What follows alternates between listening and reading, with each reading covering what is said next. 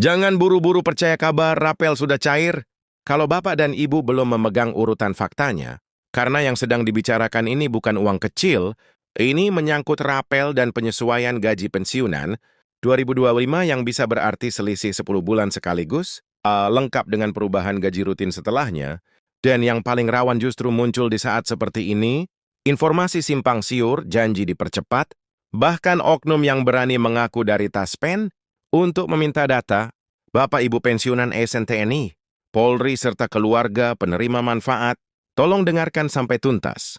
Bukan untuk membuat takut, tetapi supaya Bapak dan Ibu tidak dirugikan oleh kabar 1-2 benar. Atau permainan pihak yang tidak bertanggung jawab. Pertanyaannya sederhana tapi dampaknya besar. Rapel itu dihitung dari bulan apa sampai bulan apa, dibayar sekaligus atau bertahap, kisaran nominalnya seperti apa, siapa yang berhak, dan kapan target penyelesaian nasionalnya. Dalam beberapa bulan terakhir, suasana di kalangan pensiunan memang terasa berbeda. Ada yang menunggu sambil berharap, ada yang was-was.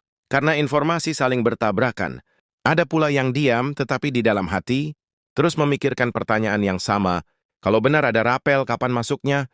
Kalau benar ada penyesuaian, bagaimana hitungannya? Apa saya termasuk yang berhak? Karena itu kita susun semuanya dengan jelas. Inti masalahnya, apa fakta-fakta yang disebut ada dalam dokumen teknis yang beredar di kalangan pensiunan, bagaimana mekanisme yang dijelaskan, dan apa yang perlu Bapak Ibu siapkan agar tidak tertinggal. Gambaran besarnya begini, dalam informasi yang selama ini dibahas luas di kalangan Purna Bakti, pemerintah disebut telah menuntaskan penyusunan dan penandatanganan peraturan pemerintah beserta lampiran teknis terkait pembayaran rapel dan kenaikan gaji pensiunan 2025. Lampiran teknis itu, sebagaimana dijelaskan, memuat penjabaran yang paling dicari oleh pensiunan. Rapel dihitung dengan rumus apa? Ke siapa saja yang masuk kategori penerima? Awalnya semen urusan pencairan berjalan. Dan kapan target penyelesaian nasionalnya bagi banyak pensiunan? Lampiran teknis semacam ini dianggap sebagai kunci. Karena tanpa penjelasan teknis, banyak hal hanya menjadi kabar, bukan kepastian. Lalu kita pahami mengapa pembahasan kebijakan ini disebut berlangsung. Alot dalam narasi yang beredar, pemerintah ingin memastikan anggaran yang disiapkan benar-benar cukup dan tidak mengguncang stabilitas APBN 2023. Ini bukan hanya soal niat, tetapi soal kemampuan fiskal. Ini karena itu pembahasan disebut melibatkan banyak pihak, Kementerian Keuangan, Kementerian Pan-RB, Tasken, serta Lembaga Perencanaan Nasional. Fokusnya satu, bagaimana menaikkan kesejahteraan pensiunan tanpa mengorbankan kesehatan keuangan negara. Di kalangan pensiunan kabar seperti ini biasanya memunculkan dua perasaan sekaligus, lega karena negara memperhitungkan dampak besar, tetapi juga cemas karena proses panjang, sering membuat harapan terasa menggantung. Selanjutnya, menurut informasi yang dijadikan pegangan oleh banyak, Purna Bakti, rapel, dan kenaikan gaji pensiunan disebut telah dimasukkan dalam struktur anggaran tambahan pada kuartal akhir 2025. Ini penting karena menandakan adanya ruang yang disediakan khusus untuk pembayaran tersebut. Kalau kita gunakan bahasa sederhana, negara disebut sudah menyiapkan kantong anggaran untuk menuntaskan rapel dan penyesuaian sehingga secara konsep tidak mengganggu pos lain. Alhamdulillah, ini yang membuat banyak pensiunan merasa lebih tenang, setidaknya dari sisi kesiapan. Pos anggaran yang disebut telah disiapkan. Sekarang kita masuk ke inti yang paling sering ditanyakan, rapel itu apa? Yang dimaksud di sini, dalam penjelasan yang beredar, rapel disebut sebagai akumulasi selisih pembayaran sejak kebijakan kenaikan berlaku sampai bulan terakhir sebelum pencairan dilakukan. Disebut pula bahwa masa akumulasi yang dihitung adalah dari Januari 2025 sampai Oktober 2025, sehingga totalnya 10 bulan sekaligus. Artinya kalau benar rapel dibayarkan sekaligus, jumlahnya memang terasa besar bagi banyak orang. Wajar karena itu adalah kumpulan selisih bulanan yang selama ini belum masuk. Lalu muncul pertanyaan berikutnya, yang sering memicu perdebatan. Apakah rapel dibayar dicicil 2 tahap? Sebagian dulu lalu sisanya menyusul. Dalam informasi yang beredar, ditegaskan bahwa tidak ada skema seperti itu. Rapel disebut akan dibayarkan penuh sekaligus sesuai masa akumulasi. Penegasan sekali transfer ini membuat banyak keluarga pensiunan mulai menyusun rencana.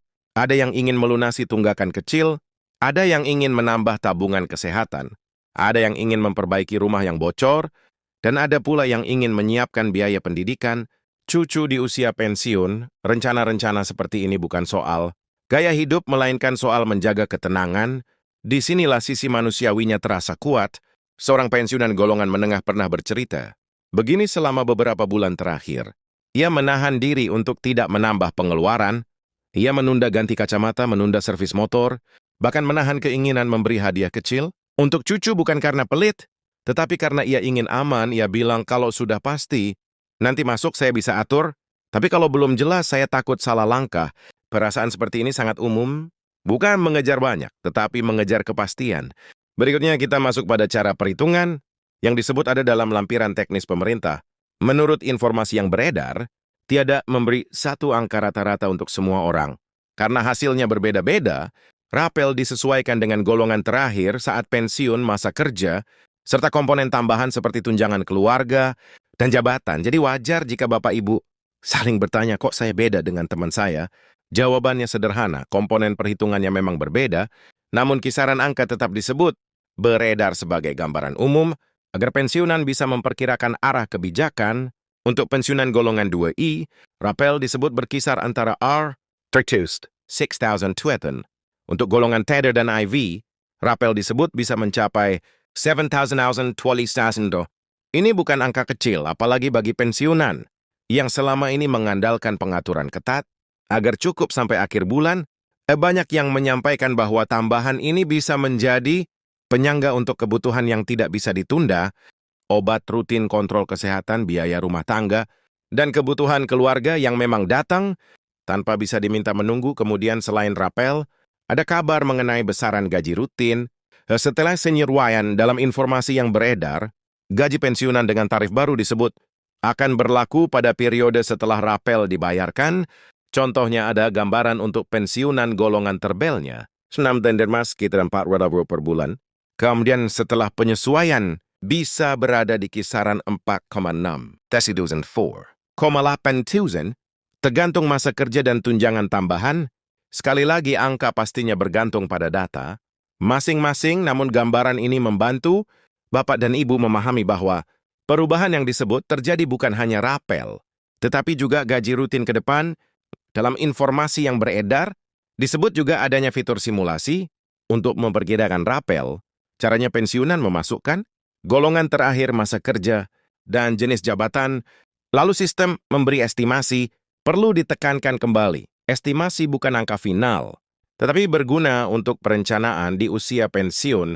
Perencanaan adalah bentuk ketenangan. Ketika kita tahu kisaran, kita bisa menata kebutuhan, mana yang harus dibayar lebih dulu, mana yang bisa ditunda, dan mana yang sebaiknya disimpan untuk jaga-jaga kesehatan. Selanjutnya ada kabar tentang peningkatan layanan pensiun, verifikasi digital berbasis wajah dan NIK, sehingga pensiunan tidak perlu bolak-balik membawa berkas. Banyak purna bakti menyambut baik hal ini, karena sebagian pensiunan memiliki keterbatasan fisik, ada yang lututnya